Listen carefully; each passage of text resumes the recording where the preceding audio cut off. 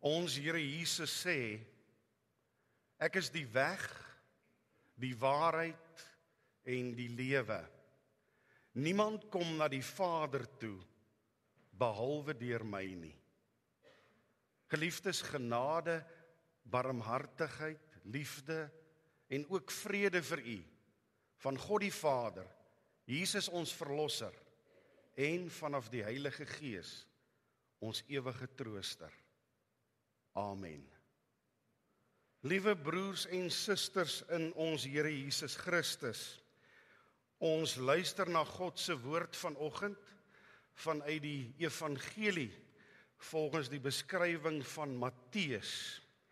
Ons gaan luister na Matteus hoofstuk 10 en die versies wat ons daar gaan lees, verse 34 tot en met 39.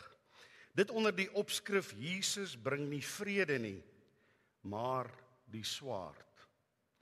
Jesus bring nie vrede nie, maar die swaard. Matteus hoofstuk 10, vers 34 tot 39. Geliefdes, die woord van die Here. Moenie dink dat ek gekom het om vrede op aarde te bring nie. Ek het nie gekom om vrede te bring nie, maar die swaard. Ek het gekom om tweedrag te bring, tussen 'n man en sy vader, en tussen 'n dogter en haar moeder, tussen 'n skoondogter en haar skoonmoeder. Ja, 'n man se huismense sal sy vyande wees. Hy wat sy vader of moeder liewer het as vir my, is nie werd om aan my te behoort nie. Hy wat sy seun of sy dogter liewer het as vir my, is nie werd om aan my te behoort nie. Hy wat nie sy kruis opneem en my volg nie, is nie werd om aan my te behoort nie. Hy wat sy lewe wil behou, sal dit verloor, en hy wat sy lewe ter wille van my verloor, sal dit vind. Hier eindig ons skriflesing. Die woord sê God tree met wysheid op, en sy werke bevestig dit. Kom laat ons saam bid. Troue Here, op hierdie goeie môre, loof ons U, is ons in aanbidding saam, die kerk, U kerk, om U te loof en te eer, Heer, vir U betrokkenheid en vir U sorgsaamheid, vir U uitreiking telkens na ons op hierdie planeet.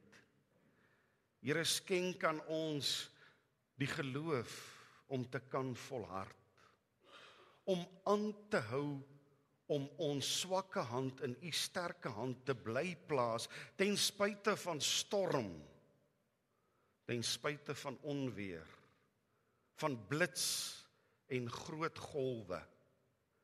Gee dat ons nie vervul sal word met twyfel en daardeur oorrompel en weggesleer en meegesleer sal word nie, maar dat ons hierdie oomblikke van U barmhartigheid en U genade om ons nader te roep en nader te bring, sal koester en sal weet U ontfermde hand en ontfermende hand word uitgestrek telkens na ons.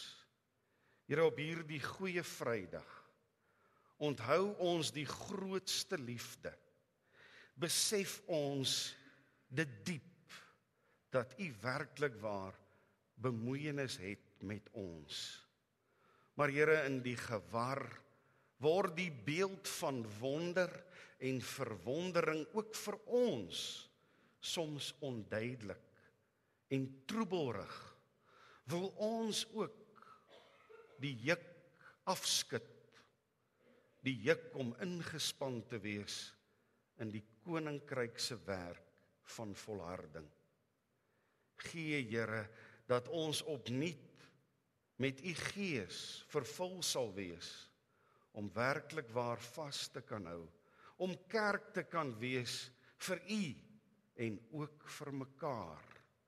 Vir mekaar hier, Heer, u liefde te demonstreer en te wys, vir mekaar ankers en bastions te wees, mekaar regop hou, mekaar aanmoedig in hierdie geloofswedloop om einduit vol te hou.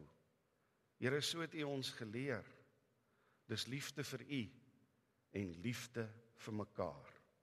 Vandag besef ons dit as ons terugdink aan Golgotha en wat daar gebeur het. U liefde is die grootste. Amen. Vandag, liewe broers en susters, gedenk die kerk wêreldwyd die kruisiging van ons Here Jesus Christus. Die kanselkleed hang in somber, hartseer, swart.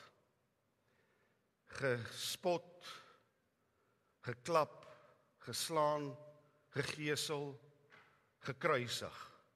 Kruisig hom, kruisig hom. Die kerk gedenk die Paasfees. In skrille kontras, met ander woorde in totaal teenstelling, met onder andere die versie vanuit Lukas, wat voorgelees word, so baie tydens Kerstyd. Ere aan God in die hoogste hemel, en vrede op aarde vir die mense, in wie hy 'n welbehae het. Lukas 2, vers 19. En ook so as die profeet voorspel die Messias kom, Jesaja 9 vers 5, en hy die name genoem word van wie hierdie Messias gaan wees, wonderbare raadsman, magtige God, ewige Vader, vredevors. Vrede, vrede. As ons terugblaai en ons lees die Bybel mooi en al die geskiedskrywing rondom die Bybel wat vir ons beskikbaar is, dan sien ons, broers en susters, dat in die tyd van Jesus se koms, die volk van Israel in daardie tyd 'n baie groot verwagting gehad het van 'n Messias wat sal kom, wat vrede sal bring, wat die Romeinse juk van daardie tyd sou afskud en dan 'n ryk van vrede sou vestig, waarin die volk gelukkig en voorspoedig sou leef. En ek dink as ons as Christelike kerk aan Jesus dink met eerste voornemens en eerste oogopslag, dan sien ons hom as hierdie Messias van vrede. Geseënd is die vredemakers, die lam van God, sagmoedig, bid vir julle vyande. Daardie selfde begeerte is mos ook in sy kerk. Ons smag na vrede, 'n hinkering, 'n begeerte by sekerlik ieder en elk van ons. Vrede in ons harte, vrede met mekaar, vrede in ons huise, vrede by die werk, vrede in hierdie land, vrede in die wêreld. As 'n mens die terreurtonele sien van oorlog in die wêreld, dan hinker 'n mens nog meer na hierdie behoefte van mag daar vir ons vrede wees. Maar weet jy, byna as 'n ontnigtering, tref dit 'n mens as 'n mens met Matteus se vertolking van die evangelie, Matteus se weergawe dus van Jesus se koms na hierdie wêreld en sy handelinge in hierdie wêreld, dan nou kyk, dan sien ons niks prominent en pertinent van hierdie vrede nie. Dan lees ons nie van Jesus wat hierdie totale vrede na die wêreld sou bring nie. Inteendeel, die teks wat ons gelees het, Matteus hoofstuk 10, vers 34. Moenie dink ek het gekom om vrede op die aarde te bring nie. Ek het nie gekom om vrede te bring nie, maar die swaard. Hier staan dit, ondubbelsinnig, en dit word nogal herhaal, dat ons dit kan hoor. Hoe moet ons daaroor dink? Hoe moet ons dit vertolk? Hoe moet ons dit verstaan? Glo ons dit? Hoe moet ons dit glo? Ons moet die Bybel dieper lees. Ons moet die agtergrond daarvan verstaan. En as 'n mens dit doen, dan weet 'n mens ten eerste dat Matteus sy weergawe van die evangelie gee vanuit die Joodse oogpunt. Met ander woorde, Matteus was 'n bekeerde Jood. Hy was 'n Jood wat voorheen die Ou Testamentiese godsdiens in die tempel en in die sinagoge nagevolg het. Hy was iemand dus wat nie varkvleis geëet het nie. Hy was iemand wat besny is. Hy was iemand wat die Sabbat, Saterdag, gedenk het. Hy het tot bekering gekom soos Paulus. Paulus was ook 'n Jood. Onthou u, hy het die Christene gejaag. Hy het tot bekering gekom en is 'n gelowige apostel van Jesus in hierdie tyd as hy die evangelie skryf.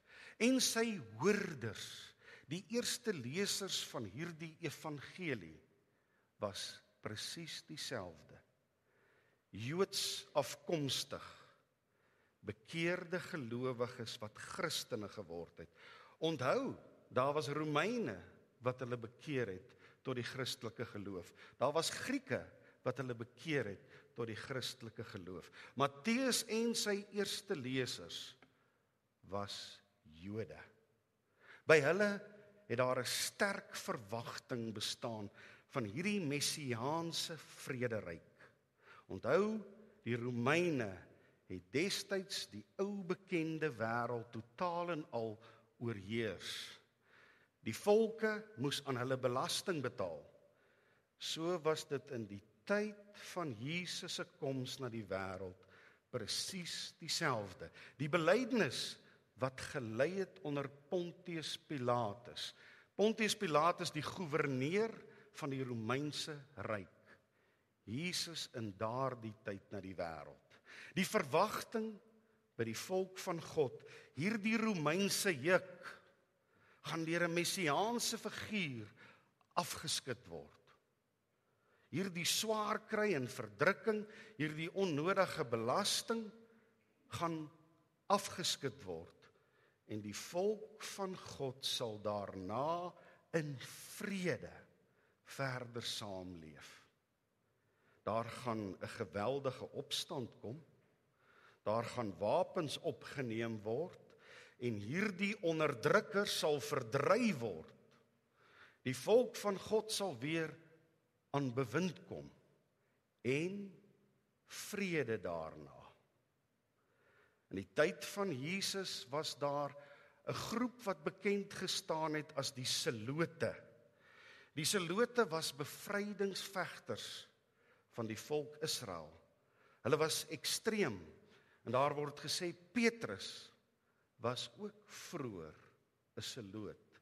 Hulle het met hulle messe, hulle swaarde hier onder hulle boekleed geloop.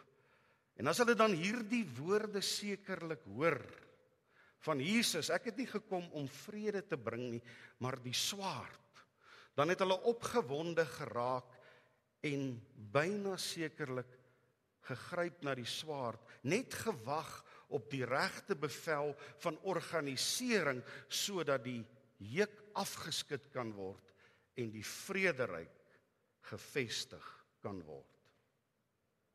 'n Ander belangrike ding van die feit dat Jesus hierdie uitspraak gemaak het oor die swaard en oor vrede, word verder belig deur nog 'n stukkie agtergrond wat ons voor oë moet hou en nie uit gedagte moet verloor nie. En dis juis hierdie waarheid vanuit die Joodse geloof bekeer word om 'n gelowige in Jesus Christus te kan wees. Onthou, destyds was die Joodse navolging van die godsdiens en die uitleef daarvan die belangrikste vir daardie Joodse mense. Dit het die hart van hulle samelewing geïllustreer. Hulle was dus Jode in volk, maar ook Jode in godsdiens. Nou is daar Joodse gelowiges van destyds wat tot bekering kom, wat soos Paulus reeds genoem en soos Matteus reeds genoem, navolgers van Jesus word. Daardie mense is deur hulle eie mense stief behandel. Die vervolging deur die Jode het begin teen die kerk. Weereens die voorbeeld van Paulus wat na Damaskus toe was om die Christene daar te gaan vervolg. En nie net die Jode het die Christene, hierdie nuwe gelowige groep, vervolg nie, maar ook die Romeine. Onthou jy, dis hoe die Jode dit reg gekry het om uiteindelik vir Jesus ook te laat kruisig. Hulle het hom beskuldig van opstand teen die staat, van oproermakery. Hulle het hom beskuldig van revolusie teen die Romeine. Ook die Romeine het die Christene begin vervolg. En dan is hierdie Christen gelowiges stief en vreemd behandel. Julle sal vreemdelinge in hierdie wêreld wees, troos Petrus hulle dan ook, in hulle moedeloosheid en in hulle moegheid. Hulle dan die verstaan van Jesus as die Messias, en die Messias is die een wat vrede sou bring. Nou kom daar konflik in 'n mens se gemoed. Immers, ons is dan gelowiges. Ons is kerkmense. Ons is kinders van die Here.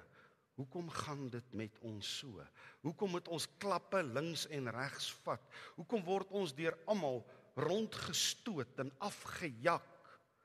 Hoekom hierdie pad van verdrukking, van onnodige verdagmakery? Hoekom al hierdie opdraandes? Hoekom al hierdie teëspoed? Ja, maklik het daardie vroeë gelowiges wat in geheim in sekere tye kerk moes hou, wat in geheim hulle geloof moes uitleef, want hulle het met hulle lewe daarvoor betaal. Wat nie gehuiwer het om in die geheime kerk, ondergronds in die nag, by mekaar te kom, en daardie een ou blaadjie van die evangelie, wat hulle ontvang het, met mekaar te deel, brood met mekaar te deel, mekaar aan te moedig, en sterk te staan, ten spyte van Christene wat vir die leeu's gegooi word, en Christene wat met pik gesmeer word, en as kandelare gebruik word om Rome te verlig. Nou kom sê Matteus, maar onthou, so het Jesus ook gesê, ek het nie gekom om vrede te bring nie. Moenie dink ek het gekom na die aarde toe om vrede te bring nie, maar die swaard.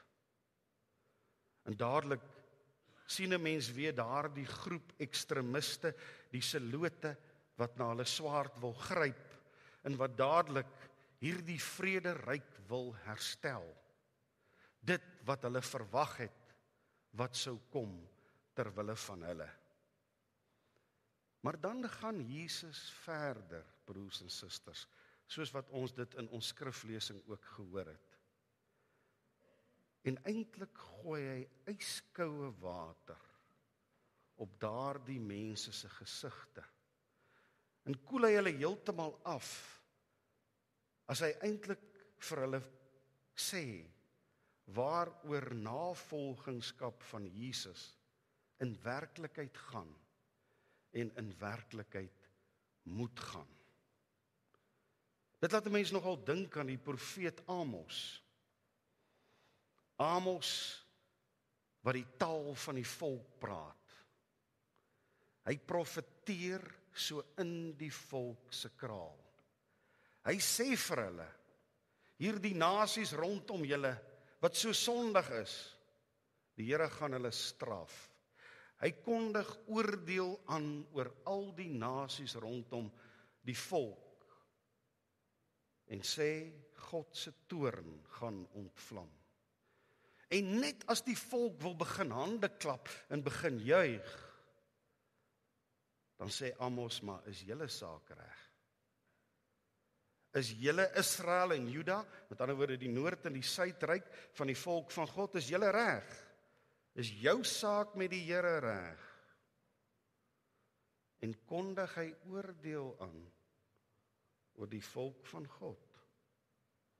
Natuurlik wil die volk dit nie hoor nie, en sien ons so tipies, as dit nie inpas in ons planne nie, wat die Here vir ons sê, dan is ons teleurgesteld.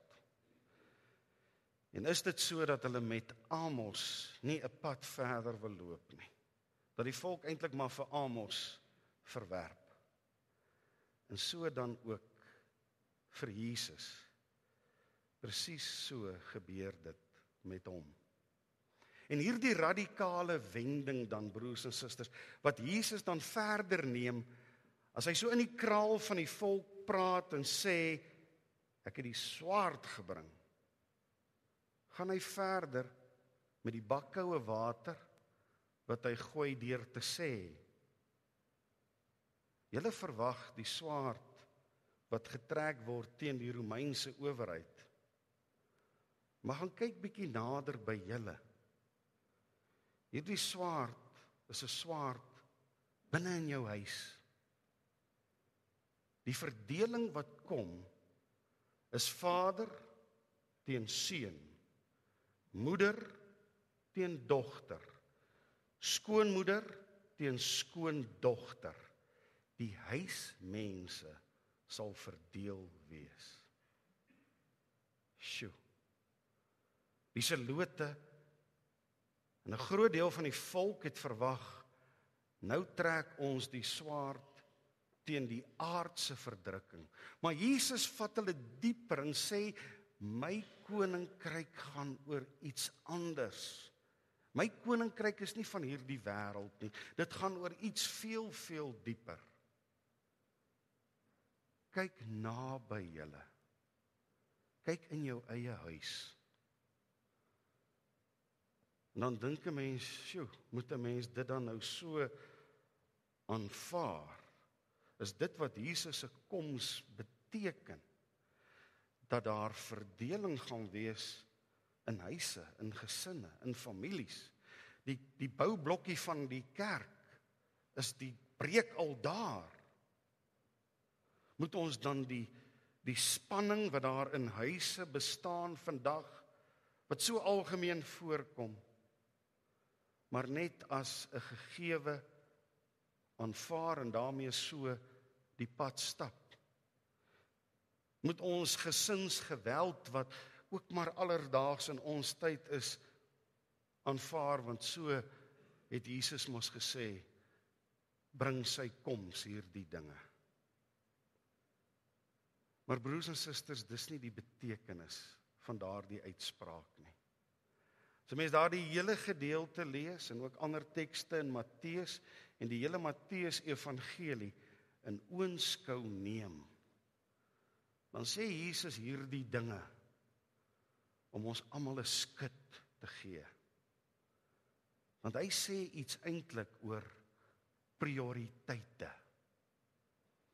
Waar lê jou prioriteite? Dis wat hierdie uitspraak sê. Want hy sê, verdeling, 'n swaard, tweedrag. Dis 'n pa en seun, ma en dogter, skoonmoeder en skoondogter, huismense uitmekaar. Juis omdat daardie Jode wat bekering beleef het op grond van God se genade, vanaf hulle huismense wat Jode gebly het, verdrukking en verwerping en uitstoting beleef het. En daarom dan Jesus se uitspraak, as jy hulle kies, dan verwerp jy uiteraard van die saak vir my.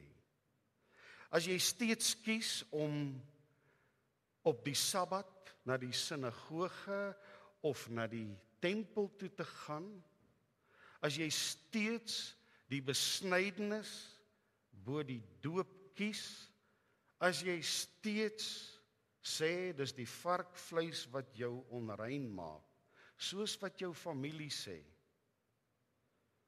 dan het jy my nog nie as die vrymaker, as die Messias, as die verlosser aanvaar nie.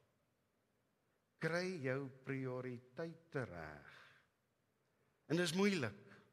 Hy sê, en hy sê dit op 'n ander plek ook, gaan lees gerus Matteus 16, vanaf vers 24 tot 28. Jy vat 'n kruis. Jy dra 'n kruis. Vandag staan ons in die skadu van die kruis van Jesus Christus. Die verkondiging hiervan vertel vir ons sy prioriteit vir ons. So groot is sy liefde dat hy sy seun gegee het. Nie maar net om in vrede onder engelsang gebore te word nie, maar om op Golgotha vir ons geoffer te word. Het ons dan voorwaardes as ons met sy diens besig is? Dan het ons nog nie gedoen wat hy bereid was om te doen nie. En daarom sê hy, as jy my wil volg, moet jy jou kruis opneem en dit doen. Die kruisiging, die herdenking van daardie dag, is 'n stuk radikaliteit. Dis ekstreem. Dit vra van ons om prioriteite wat soms baie moeilik is, uit te sorteer en te besef wat en wie eerste moet wees. Amen. Broers en susters, kom ons dank saam. Troue Here, in die skadu van hierdie kruis voel ons u vrede. Want u vrede is nie van hierdie wêreld nie.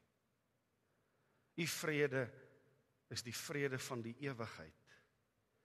Die vrede van 'n koninkryk wat nie van vlees en bloed en baksteen en beton gemaak is nie. 'n vrederyk wat triomfeer. 'n vrederyk te wonderlik, o God, om enigsins te visualiseer. Dit is wat u vir ons gebring het. En daarom weet ons ook, o Here, hoe kosbaar is ons dan nie vir u nie. U bereid om van 'n donker swart Vrydag 'n goeie Vrydag te maak ter wille van ons. U bereid om in 'n wêreld van absolute verwarring, 'n wêreld van oorlog, 'n wêreld van haat, ons te kom haal en op te tel, ons te kom red, want so groot is u liefde. Gee daarom dan, Here, dat daar in ons eie lewe 'n absolute verdieping sal kom. Ons is tog nog so bewus van ons eie ou klein koninkrykies. Ons is so bewus van ons eie stryd om 'n plekkie in die son. Gee vir ons, Here, dit van self, want so beloof u dit. as ons U maar net heel eerste sal stel. En as ons voel ons dra swaar aan ons kruis, skenk ons U genade, Heer, want dit is genoeg. Amen.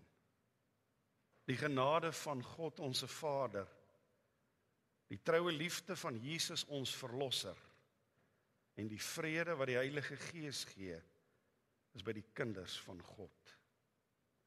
Amen. Geliefdes in die Here, dis vir my 'n eer om vandag vir U geseënde Paasnaweek toe te wens. En vir my 'n groot dank om U vandag in die kerk te kan sien. En ook te weet dat ons so die evangelie verder dra en besig is met die Here se dinge. Seën vir elkeen van U en seën vir elkeen van U se huise.